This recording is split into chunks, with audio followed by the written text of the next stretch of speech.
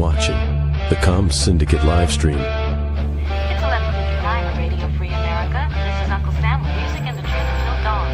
Right now, I've got a few words for some of our brothers and sisters in the occupied zone.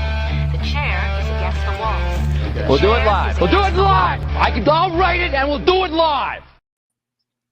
All right, welcome to the live stream. We've got Jared from 2 Alpha Solutions and Drew from the Terminal Element. We've also got a guest joining us, Ryan McBeth.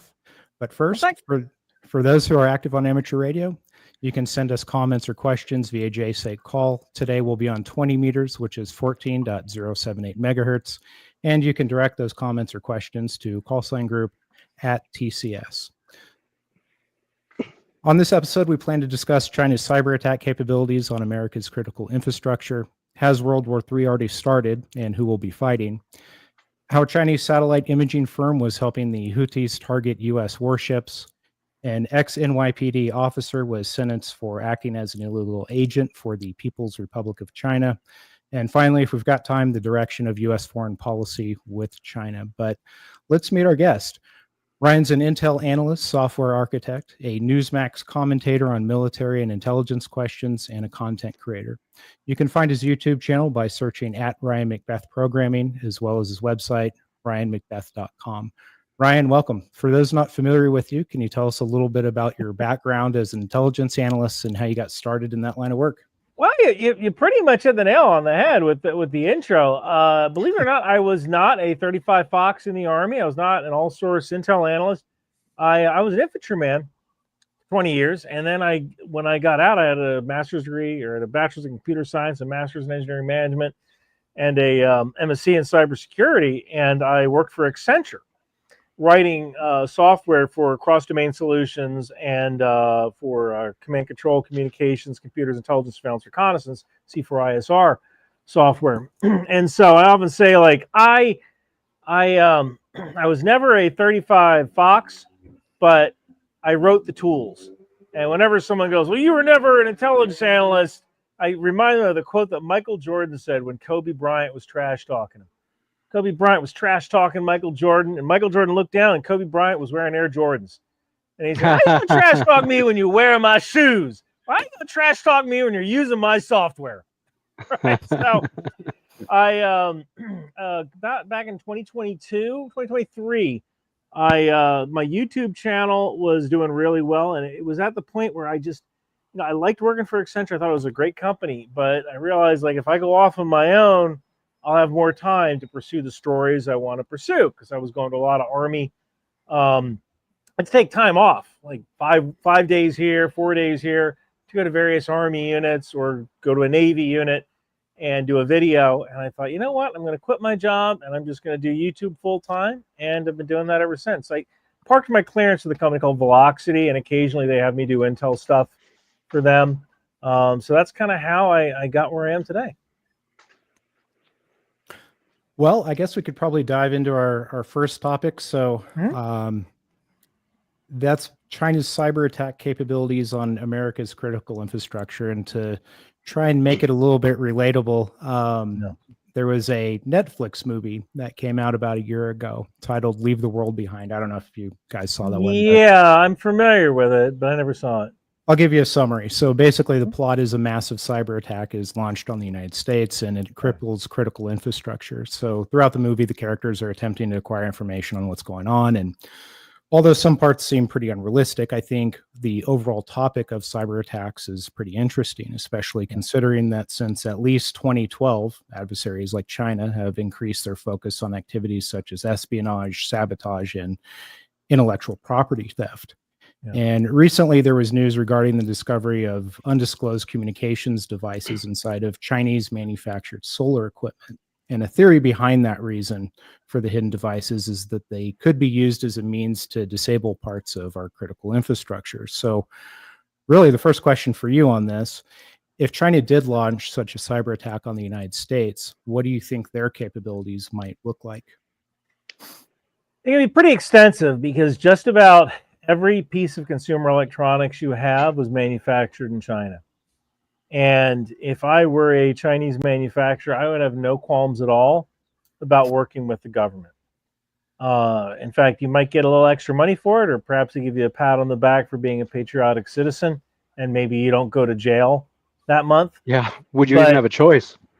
Well, that's a good question. I was just at a conference in Indiana, or I'm sorry, in Rhode Island, Indiana. I was at the Naval War College in Rhode Island, and one of the things they said there was, just because someone is corrupt doesn't mean they're not competent. And they went, huh, that's a good point, because when we think of the Afghan National Army, or we think of some of the Iraqi police, we think, oh, those guys were corrupt. They were corrupt and they were incompetent. But just because you're corrupt, or just because you support the current regime, you genuinely believe in President Xi and what he has to offer China, that doesn't mean you're an ineffective leader. You can follow President Xi and not believe he's an effective leader and be perfectly competent. So, yeah, there is that chance that you have Chinese companies working with the Chinese government to put malware inside basically any device that's shipped to the U.S. And we don't necessarily check that stuff. I have nothing. I'm really trying to think. I have nothing in my house that is connected to the internet. My smart TV. I don't have an Alexa. I don't have any smart home stuff. I don't have an electronic door lock, a smart door lock. Nothing. I have an alarm system, which now that I think of it was probably made in China. But just the fact that China has control over essentially any consumer electronic that enters your home, that should be concerning, especially since we don't have the same capability. China uses, there are some people who use Windows, right? Or they use Macintosh computers. I believe the iPhone was recently banned in China, if I'm not incorrect. Was it? Or at least, yeah, I believe it was. You can look that up. It was, I believe they discouraged its use. And that could certainly be because the Chinese government is afraid that the Americans would be able to decrypt certain things. And I believe Israel can break into devices fairly easily. They helped when there's an attack, I want to say, in San Diego a couple of years ago, a terrorist attack. And Israel offered, the U.S. government went to Apple and said, break into this phone. Apple said no. So they brought it to Israel and they did it. And I know France recently, I think it was France, got a little uppity with some of the iCloud encryption. I thought iPhones were manufactured in China though, and they were exempt from the tariffs. Am I wrong? Some are manufactured in China. Some are manufactured in India. Okay. I believe they shifted most of the manufacturing over to India. They kind of saw the writing on the wall. And, honestly, it's getting to the point where manufacturing in China doesn't necessarily have the same labor efficiencies that it used to have just 10, 20 years ago. It's getting to the point where it's getting cheaper to manufacture in Mexico. Not everything. And like if you need people who know how to do tooling on a production line, you could fill a stadium with people who know how to do tooling on a production line in China. You'd probably fill a room, maybe a large room, with people in America that know how to do tooling. I don't know what the numbers are in Mexico, but it can't be that much greater, right?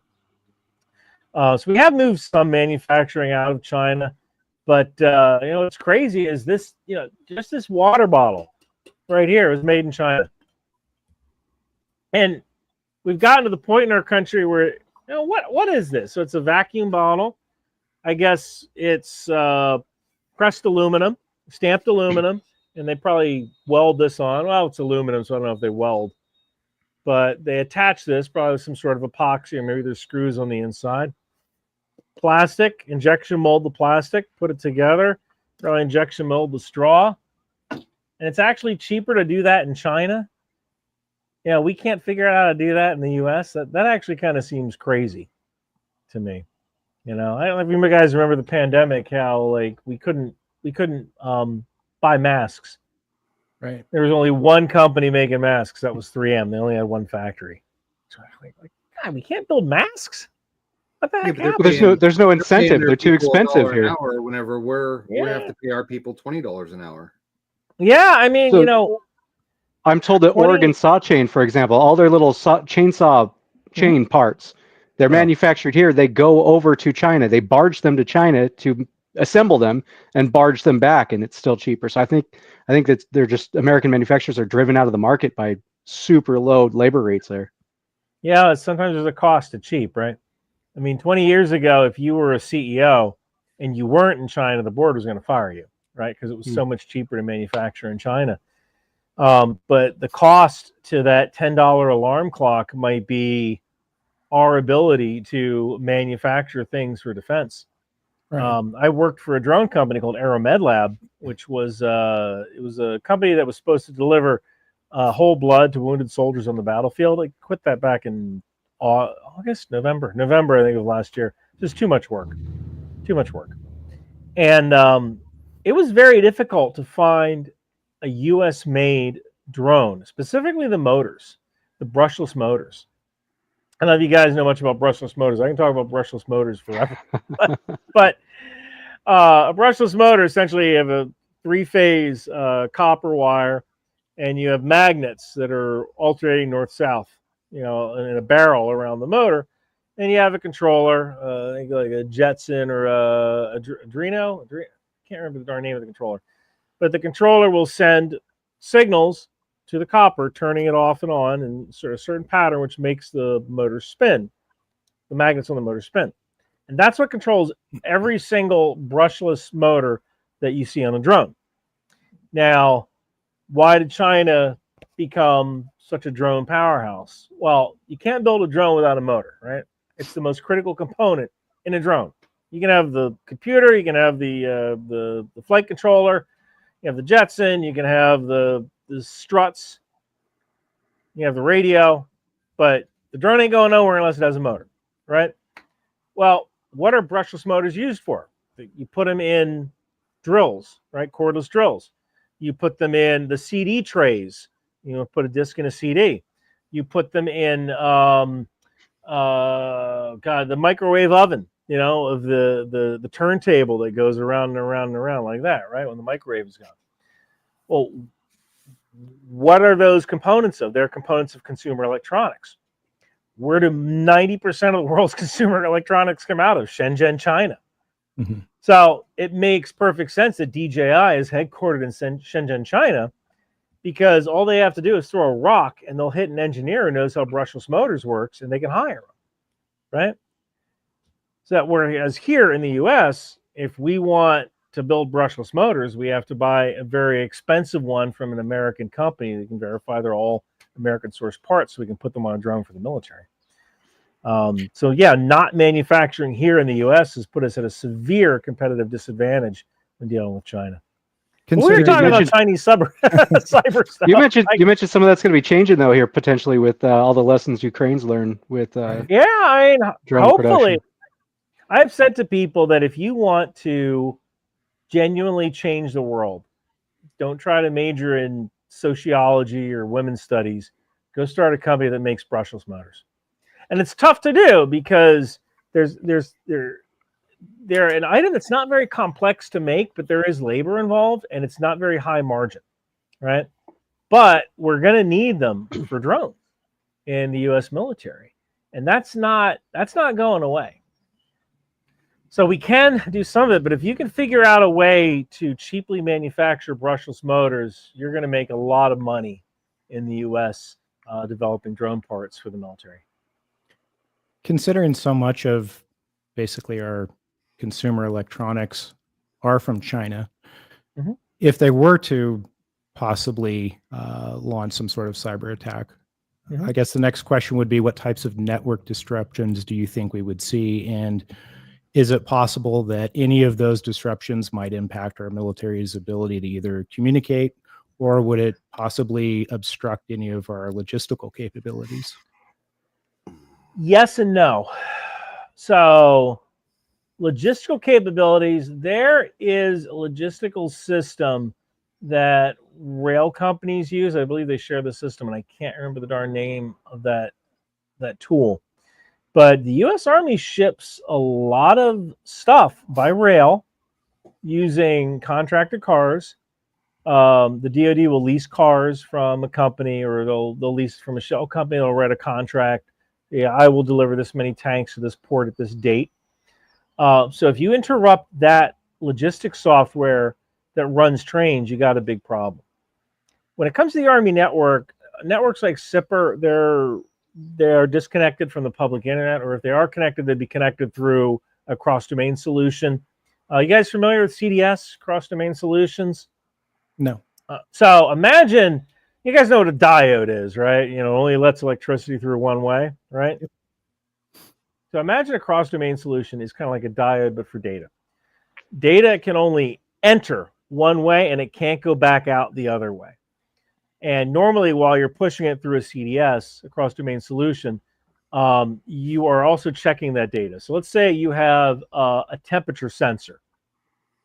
And this temperature sensor is designed to tell a missile system how hot it is before the missile fires, because it needs to use that in its calculations with heat, humidity, whatever.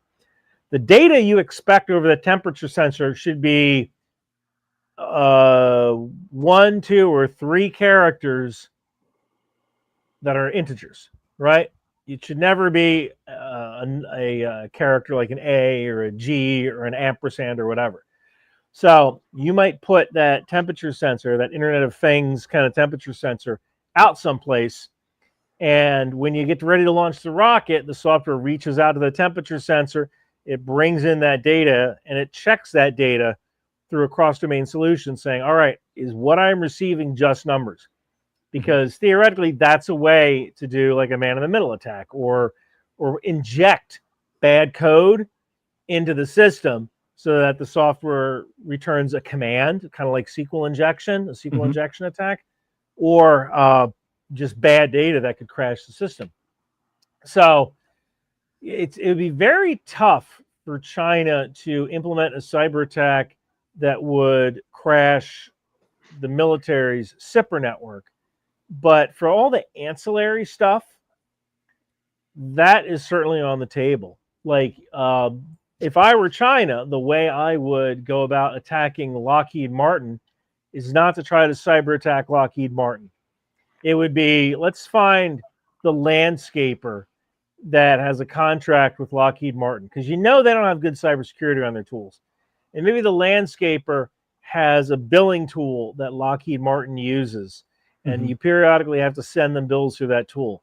Maybe we break into the landscaper and then try to use that billing tool to inject malicious code into Lockheed Martin, or use that as an open door into Lockheed Martin. So that's kind of China's capability there with disrupting military systems. You can also theoretically drop, because we do this as well, where you could theoretically drop nodes that will sit and monitor traffic. You might not be able to encrypt that traffic, but that node could take that traffic out of the air, and at least you know that there is a unit around, right? If you drop enough of these sensors, you can triangulate where the U.S. military is located, because we tend to be very noisy when it comes to electronics. And one thing I've said is that we need to start masking in multiple spectrums, because these days, guy gets out of the vehicle, right, and his first sergeant says, "Hey, camo up your vehicle." And the guy gets a bunch of branches, he breaks off trees, and he puts them on his vehicle, and now his vehicle looks like a Humvee covered in branches, right? But on the thermal side, he just drove there. The wheel wells are still hot. The engine is still hot. You also have the guy using the radio. And every time he's using that radio, I mean, yeah, you might be doing frequency hopping, but you're sending out your position, right? Like the days of the Taj Mahal talk are over. The days of having 100 people inside a tactical operations center looking at computers, that was gone with the global war on terror. In the future, we're going to have to be very, very careful about how we set up our tactical operations centers, where we put our antennas. We might have to run our antennas 100 yards away. Maybe run multiple antennas. That way the bad guy doesn't know which antenna is transmitting, right? I think some people found that out the hard way in Ukraine. Absolutely. There were Russians who were taking selfies and posting them on dating sites or posting them on social media, and Ukraine was figuring out where they were from the geolocation information or just by pattern recognition. Like, hey, I know that store. I'm from that town. And then calling in an airstrike. Right. They were leaving their locations in their dating apps. Mm-hmm. I recall they were finding them that way. For a while, Ukrainian women, I'm sure they're not doing it now, but Ukrainian women were like flirting with Russians who left their Tinder on, right? And, oh, where are you right now? Oh, I'm in this location. Oh, we should meet up here. You know? I mean, Brilliant. look, that's the other funny thing is all that cybersecurity, it can still be ruined by a private taking a selfie, right?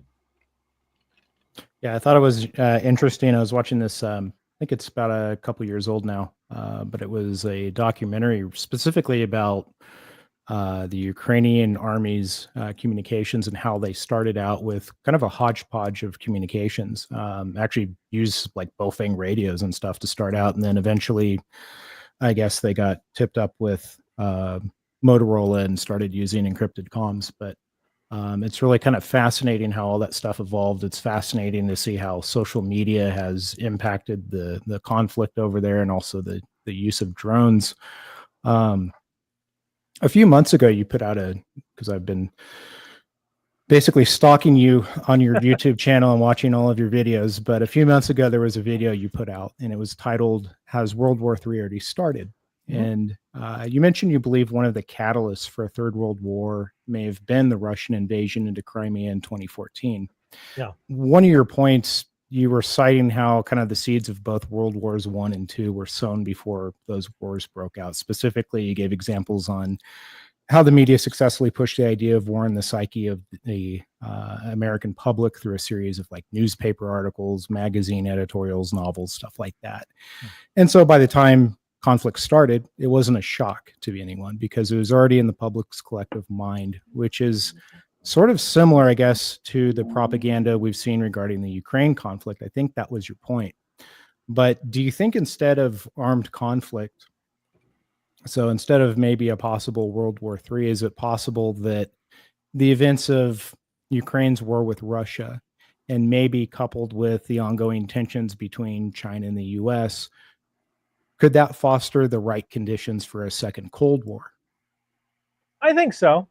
I think that we might very well be in it now. I mean, I don't believe we buy anything from Russia. I don't think we sell anything to Russia other than humanitarian stuff like medications. And we're certainly in, if not a Cold War, but the trade war we have with China certainly shows signs of some sort of Cold War, right? And like we know that China is going to invade Taiwan. They're already building the jack ships. They're already building the invasion barges that they're going to use. We see them. H.I. Sutton did a fantastic video on these jack ships. Basically like oil rigs. They can float over to Taiwan, drop the legs in the water. A ramp comes down, kind of like those old siege towers. They used to siege castles in World War II and World War II, like Game of Thrones, or one of those medieval siege tower movies. That thing, the breaching tower comes down, and then they have craft come in, like what do you call it? The harbor tugs that are what do you call those? Like ferries that bring people back and forth across the water. Every Chinese ferry is required to be rated for tanks. So they're dual use. So they can bring these ferries in, drop the ramp at the back of the jack ship, everything rolls off. They've already started doing all that. It's just a question of when. And in some ways, what we're seeing now with the trade war can kind of be considered even though we haven't really been affected by it that much yet, it can kind of be considered a preamble of what we're going to see, a preview of what we're going to see when China invades. I don't know if you guys have been to Target lately. I was just at Target a couple of days ago, but it does seem like there's fewer items on the shelf. And I never noticed something's missing until I'm looking for it, though. And what's crazy is the fact that if I need razor blades, I can go to Target and I know they will have razor blades in stock, just magically. That's kind of a magic of America's capitalist system and just They're behind lock and key, but yeah, you can get them. Yeah, I mean, you can. Yeah. And it's going to be interesting when people go to the store for something and they're out. Like, you remember the toilet paper problem during COVID? Now, that could have been, I don't know if there was a genuine toilet paper shortage or whether, since toilet paper is such a bulky item, maybe it was more visible when it wasn't on the shelf, you know, in a way that Hormel chili might not be, right? When you remove a 48 pack of toilet paper, it leaves a pretty big gaping hole. You do that a couple of times, you go, oh, wow, the toilet paper's almost out. I better get toilet paper, which makes more people go, oh, I better get toilet paper, right? Right. But you got a good point that you don't really, it's really not going to sink in until we go to the store and there's nothing there, or the thing we want isn't there, is we're not used to that in America. Might be during a hurricane, or in New Jersey, we call them the French toast emergency, where you find out there's going to be a snowfall and everyone runs out and they buy milk, eggs, and bread, right? French toast emergency. So everyone's out of milk, eggs, and bread, but that's expected. What's not going to be expected is our TV breaks and we go to the store because we just go buy a new TV nowadays, right? Right. And there's no TVs there. That's going to be kind of interesting. I do really wonder if we've shot ourselves in the foot by initiating this trade war now, because it seems like the Chinese really value profitability. And so that might have been a bargaining chip to perhaps avert this. You've mentioned 2027 being a date that Xi has mentioned for when he wants to resolve this Taiwan situation militarily. But if we're basically ripping off the Band-Aid now and doing substantially less or even potentially eliminating trade with them, I wonder if then there's just no incentive to not invade. Am I completely out to lunch on that? It seems like that's one of the reasons that they keep North Korea under control, right? Because China has business interests in South Korea, and so if North Korea decides to just lob a couple nukes over that DMZ, that hurts them in the pocketbook, and so they keep them under control. And so I have a video about that, about how we could theoretically use economics to kind of keep China in line. But I also mentioned in the video hasn't come out yet. I also mentioned in the video that one big problem is that the Chinese Communist Party doesn't give a crap about their people. They let half their population die. The purpose of the Chinese Communist Party is to stay in power. And, in some ways they kind of shot all their bullets. They got one bullet left. Like, the first bullet to kind of keep their people was industrialization, right? Let's get everybody into the cities. Let's get them industrialized. Let's get them educated. And when that kind of petered out because wages rose too high, they used land deals, right? Let's sell people houses. Let's sell people apartments. And so now you have ghost cities in China that are filled with apartments that were built but nobody's living in them. Yeah, and they tear them down like 2 years later or something. Yeah. And the only bullet they have left in the chamber is nationalism. Let's invade Taiwan because we'll reunite our countries again. And so I think that it's coming no matter what we do. It might not be a bad idea to tear off the Band-Aid now and just kind of get used to less. I don't necessarily agree with the way President Trump put it when he said maybe you should only have $2 instead of $30. Like, when is it the government's job to legislate how many dolls we have, right? This isn't Soviet Russia. It's not. Right. It's not the government's job. But at the same time, like, I want 100 dolls. Yeah, I mean, do we really need H&M? You look at a store like H&M that does fast fashion, bad for the environment. They turn over their inventory, I believe, every 6 weeks or so. They're getting new inventory in. Well, I don't need them. I can't fit in their clothes. So. Well, you're not a 14-year-old girl, but you get the idea. Like, do we really need fast fashion? Do we really need H&M? Right now, it's not. It's the cheap manufacturing, logistics, supply chains from China that allow wasteful businesses like H&M to exist. Right now, I kind of like the idea that if I need a new undershirt, if I rip my undershirt, I can go to Walmart. I can buy a 3-pack of Hanes undershirts for $7, $14 or whatever. But I don't know. Maybe we do need to buy undershirts for $20, 3-pack for $20, and we keep them longer. It does, I don't know, seem like we're kind of headed towards something, though, doesn't it? I mean, that's why I brought up, is it possible we could end up with like another Cold War? Because some of the features from, back when we were battling the Soviets, there's some similar features today, which included, like a nuclear arms race, a space race, containment policies. The world was kind of divided into blocks, East versus West. There were ideological struggles, propaganda, and espionage. And so it's not really too much different, I think. I'm just a layperson, but just kind of watching all this stuff in the news and trying to figure out like what's real and what isn't. It does seem like we're kind of headed towards something like that. And did the first one even end? I mean, what would that even look like? We still have supposedly nuclear missile silos and and the SLBMs, Union, and that was a whole rationale for NATO. But I think for a while the Cold War ended. There was a period between like 94 and 94 and maybe 1998. Well, maybe 2008. Between 94 and 2008. 2008 was the, I'm going to pronounce this wrong, South Ossetia War, the war with Georgia. It was that period where we were kind of hopeful for Russia. Like American businesses. That's right. They invaded Georgia, didn't they? And didn't Georgia ask us for help or something to that effect? Yeah, they did. And Russia kind of blundered their way into Georgia the same way they blundered their way into Chechnya in 1994.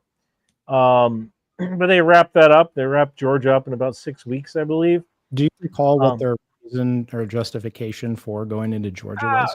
Russian speakers in South Ossetia were demanding they be invaded because they were being treated poorly by their Georgian masters. So very similar to Ukraine. We've got Russians in Crimea and we need to save them. It was a template. It was a template for Ukraine, right? Ethnic Russians in Georgia. But that, I mean, we had this short period of time where the U.S. and Russia worked together in Serbia as part of the peacekeeping forces, part of KFOR. I mean, there was Bill Clinton, the Partnership for Peace, where Russia never was going to join NATO, but there was this idea of creating like this alliance that Russia could join, and that just kind of never worked out, never really happened. What would that look like with Russia joining NATO at the time? What would that have looked like? Boy, that's a great question. It probably would have been extremely expensive on the Russian side because they would have had to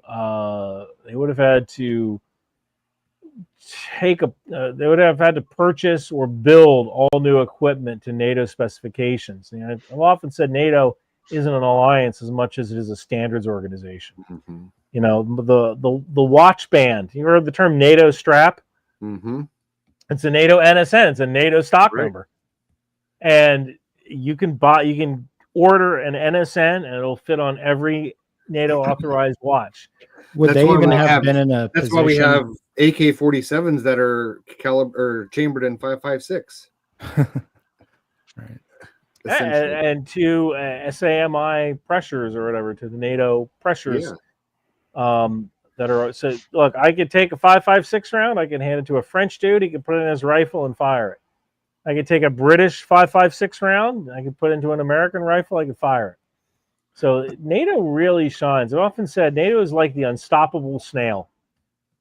It's hard to get 32 countries to agree on anything, but somehow we get 32 countries to agree on weapons standards, weapons and communication standards.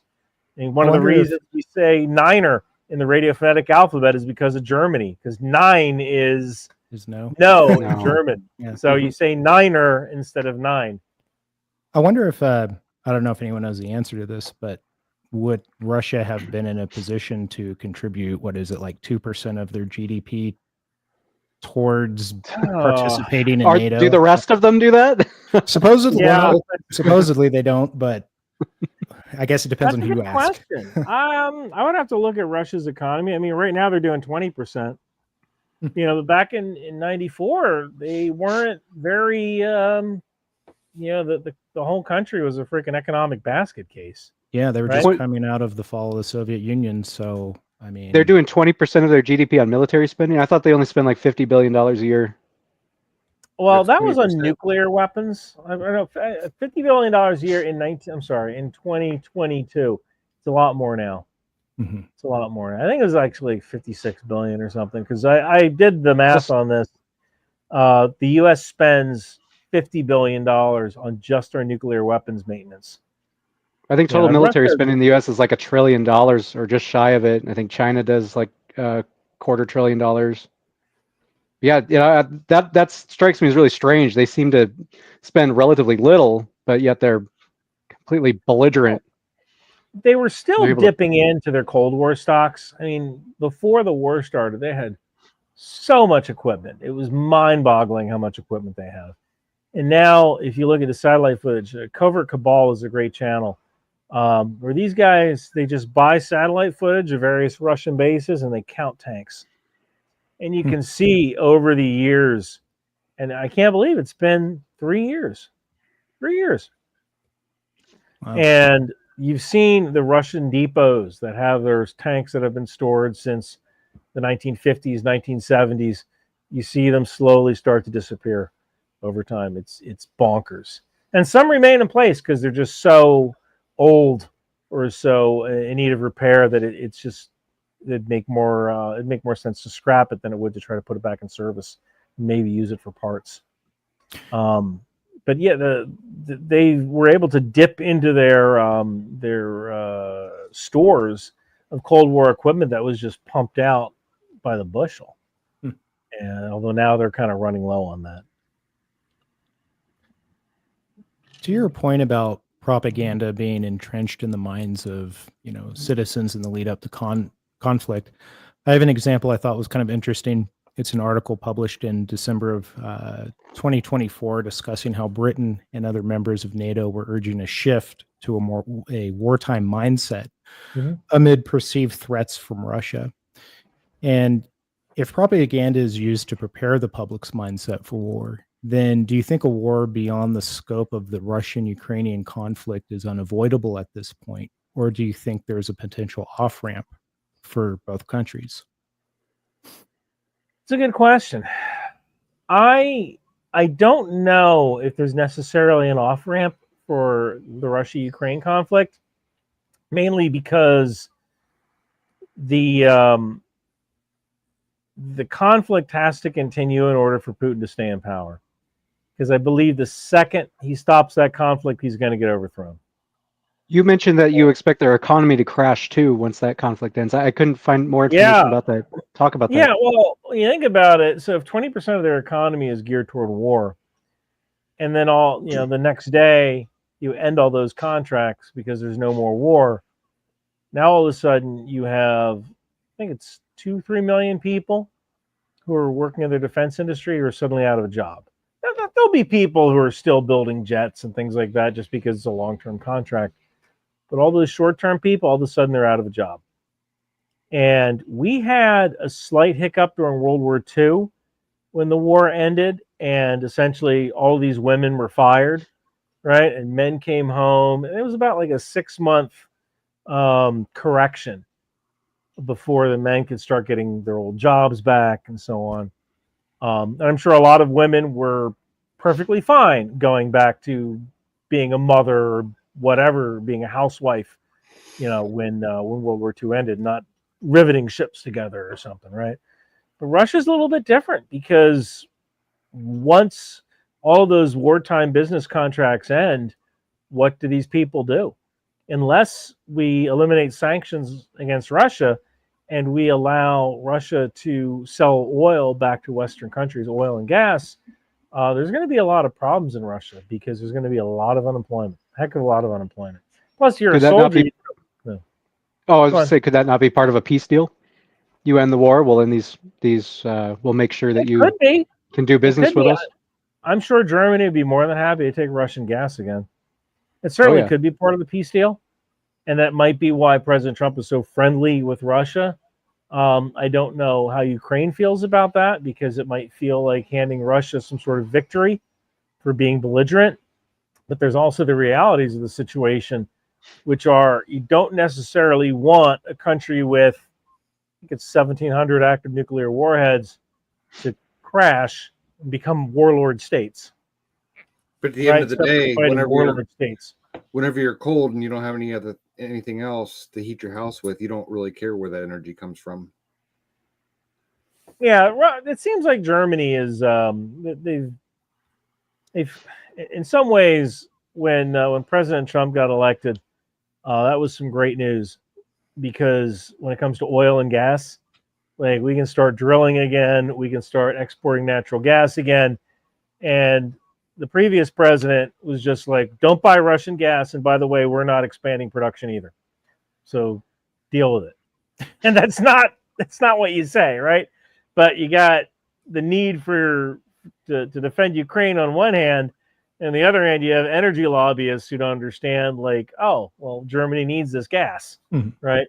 Like, that's kind of the deal you have to make. We're look, it always blows my mind that we have a magic rock that can boil water, and roughly the size of this glass is enough magic rock to last my entire life for boiling water, and yet we don't use the magic rock, right? Because something bad happened in 1979. Everyone's all scared of radiation.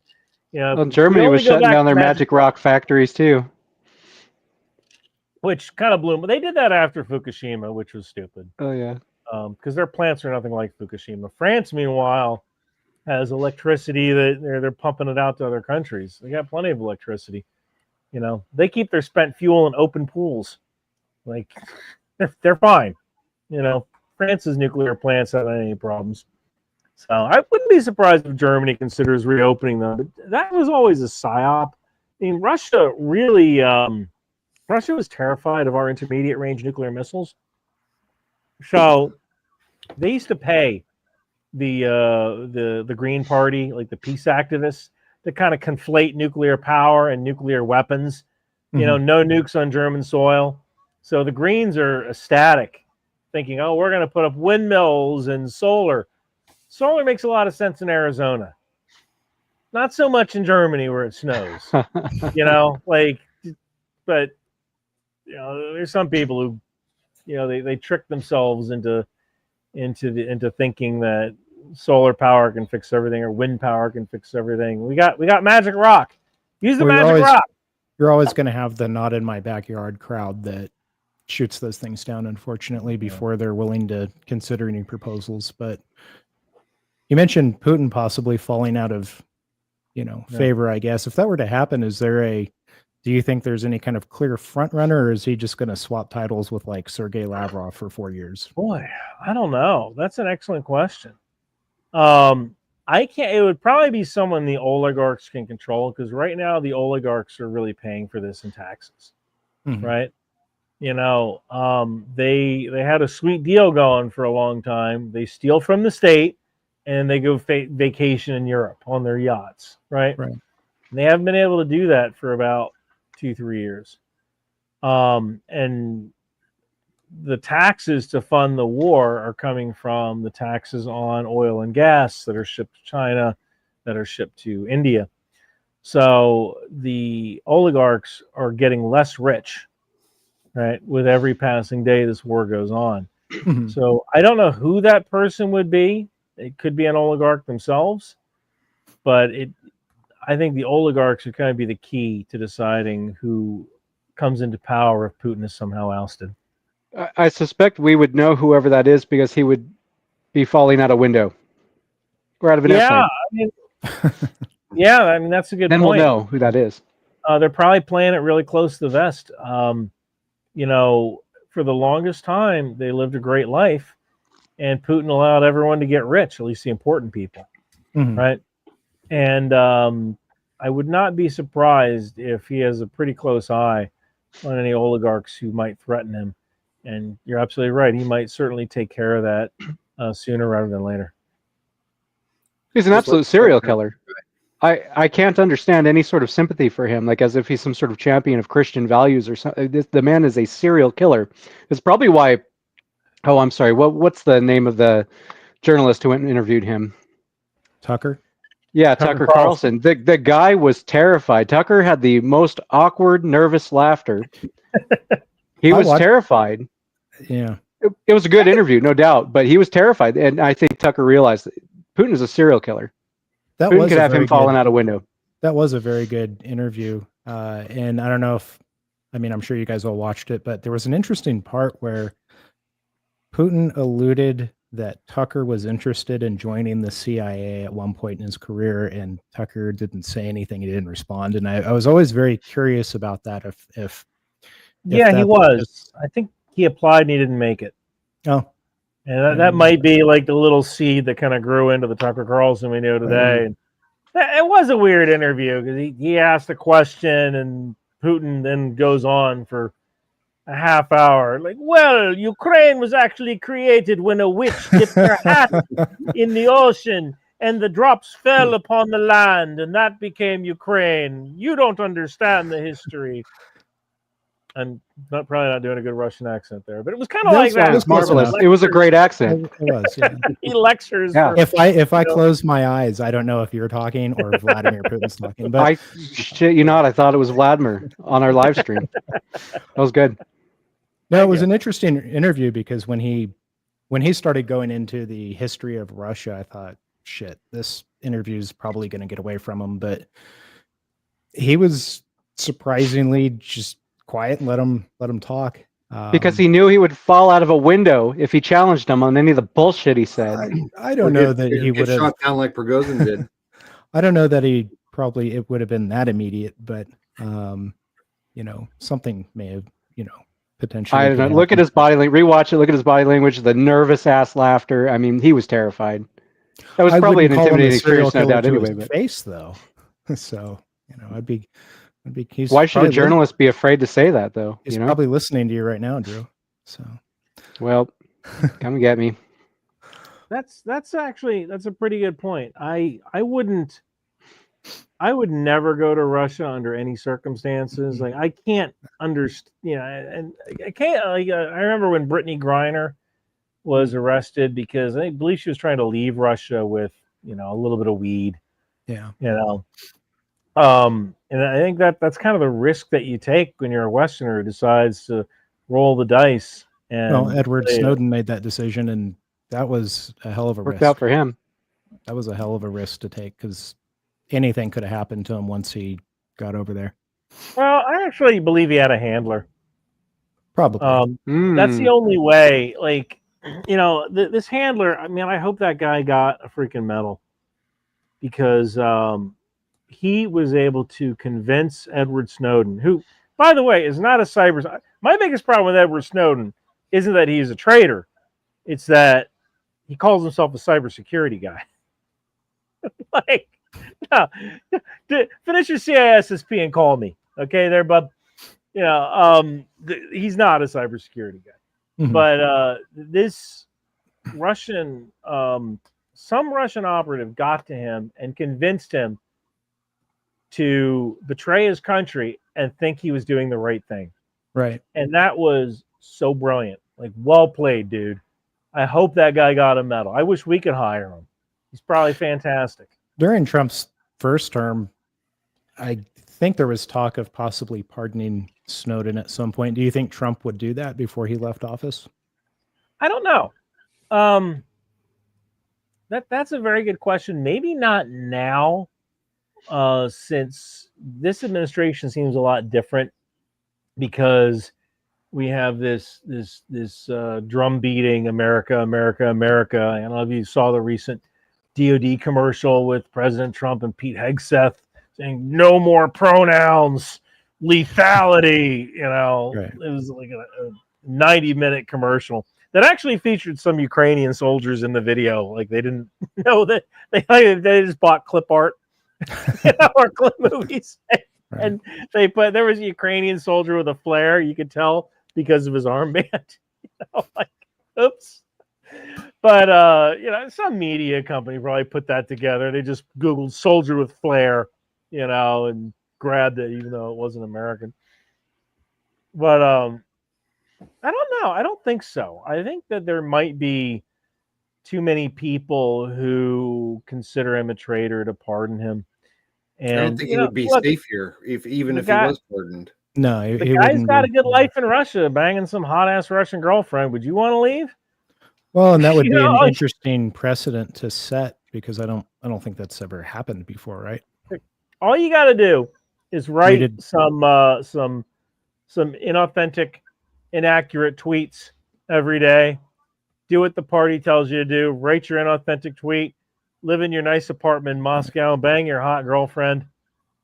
Actually, I wonder if they're still hiring. Maybe I'll go do that. Well, what are they? What I mean, a bad life. I'm not trying to jump over there, but I mean, what are they paying, and what are the benefits? Like, I'm not saying. Look, I get paid.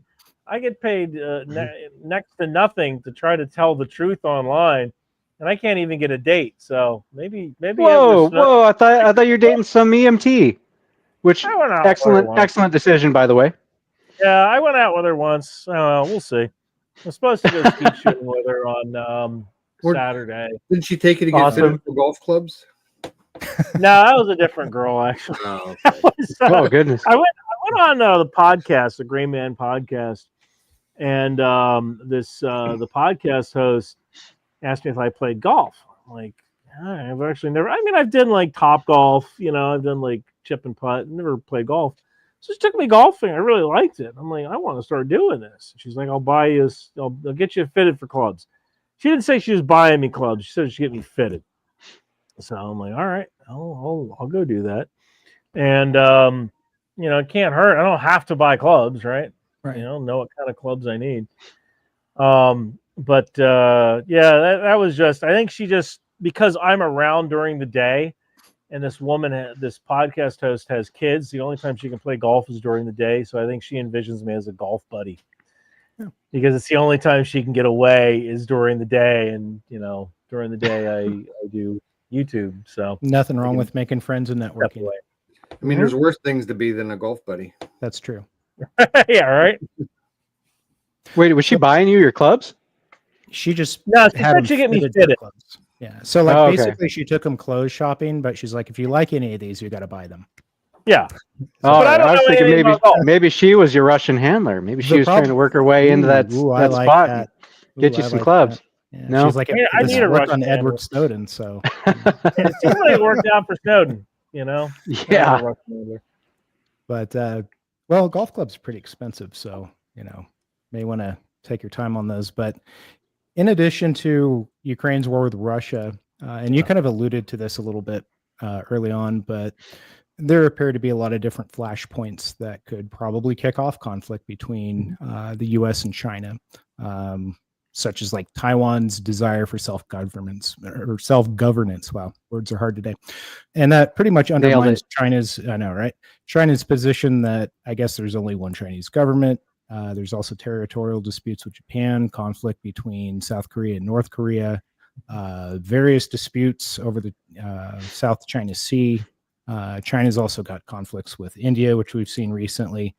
And they've had some, interest in the Panama Canal, which I don't know if that's still happening or not. But my question for you is, if direct armed conflict did break out over any of the flashpoints that we just discussed, and the U.S. was dragged into a war with China, do you think that either the United States or China has enough military power to defeat the other in a rapid victory, or would it lead to a protracted war?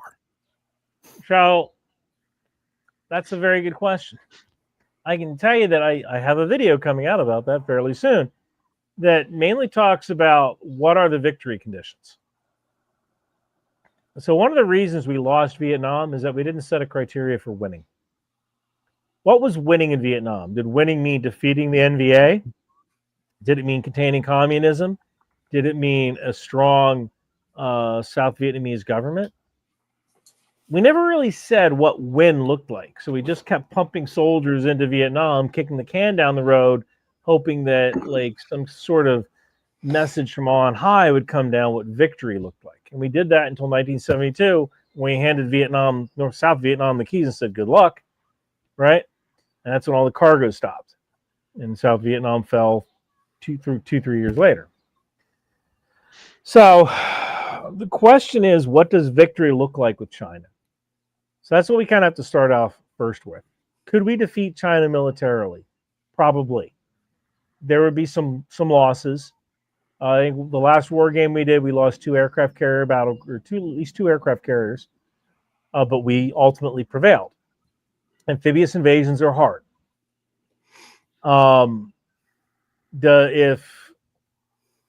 If victory means Taiwan remains a democratic state, all right, what does that look like?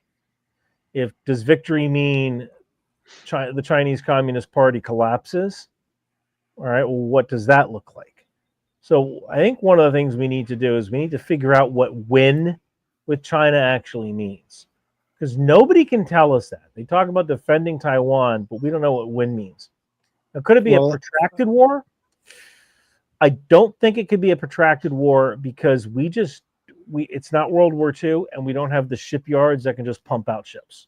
What do you think winning for China looks like? What do you think their goals for to basically claim victory? What do you think that would be? Would it be capturing Taiwan, or is Taiwan more of kind of just a distraction for? No, I believe it would be capturing and subjugating Taiwan. That is win. Because eventually the world, at least they think, the world is going to have to come back to them for their cheap crap. Right. I think it would ultimately be the shipping lanes over there too. Yeah, I mean, they get in disputes with first island chain. First island chain, hegemony over the shipping lanes in the South China Sea. Yeah, I can see that as well. Maybe extending their reach into the Indian Ocean, so that whole Indian Ocean, South China Sea becomes effectively a Chinese lake. And you have to pay a toll if you want to go through there or something. I can see something like that. That might be win as well. But I am not a maritime expert. So to me, win means we've captured Taiwan, we've subjugated Taiwan, they've surrendered. So that's win, at least to me. Maybe smarter people would suggest the shipping lanes. So in one of your videos, you mentioned that you stated it very matter-of-factly, like the PLA here is the force that you were talking to the American soldiers. Here's the force you're going to be fighting in like 2027. So you seem to really believe that American soldiers will be fighting one-on-one with China. You don't think we'll just fund a guerrilla resistance in Taiwan? That's possible. I mean, we developed the recap ships. You know, the recap ships are an option where they take 55-gallon oil drums, weld them together, put them on like barges, float the things, use diesel engines from regular boats, and use a Winnebago as a pilot house. Now you have a ship that can hold 20 containers. Build 100 of them. Send them toward Taiwan. Just have them crash up on shore. GPS guide and have people offload their cargo, bring it up to the mountains. We can do that.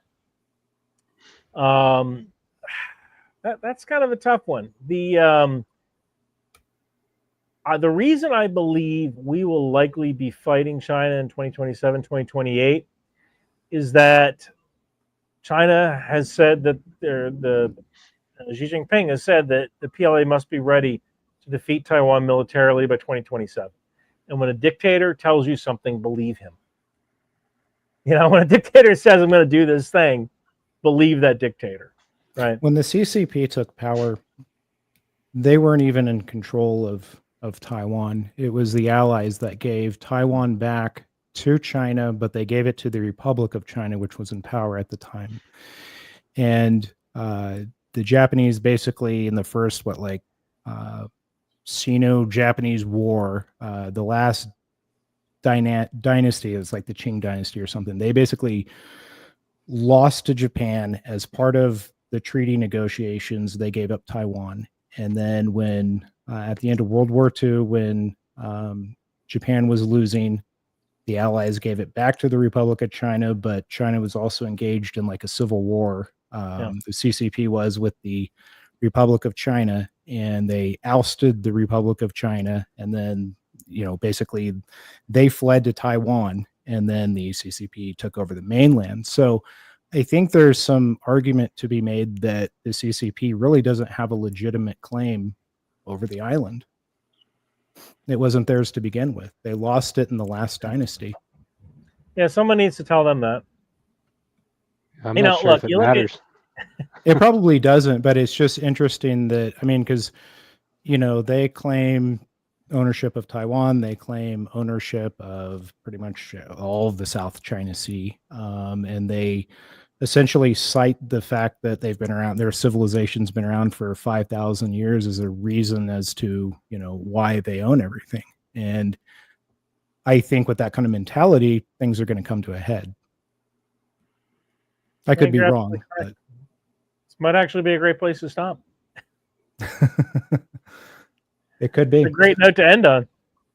Well, we're at about an hour, so if you guys are good, we can stop, or we can keep going. It's up to you guys. It's up to you, Ron. Do you have somewhere to be? I have a video I gotta edit. Okay. Editing a video. I think that's fair.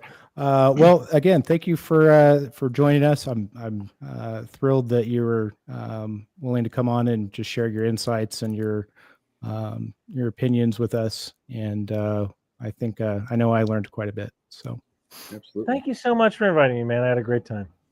Well, thank you for coming on and accepting us. Indeed.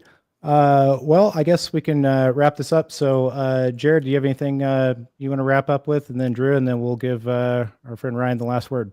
No, I don't think I have anything. Just my YouTube channel, which is nothing. 2 Alpha Solutions. I'm Drew. I run the Terminal Element. I'm a medic. I tell stupid stories about almost dying for stupid reasons. And I talk about radios. And also, this is because I'm a medic. This is why I say, Ryan, excellent, 1,000 IQ decision for dating the EMT. Hope that goes well. Hope you get a second date. Anyway, thank you. That's all I have to say. And I other than Ryan, I really appreciate you. This is, I'm sure, a much smaller pond than I'm sure you're used to swimming in. So I appreciate you spending your time hanging out with us. Absolutely. In our little mud bottle. For me, hey, go on Amazon, grab one of my novels, The Wind Machine or The Last Republic. I'm working on the sequel to The Last Republic right now.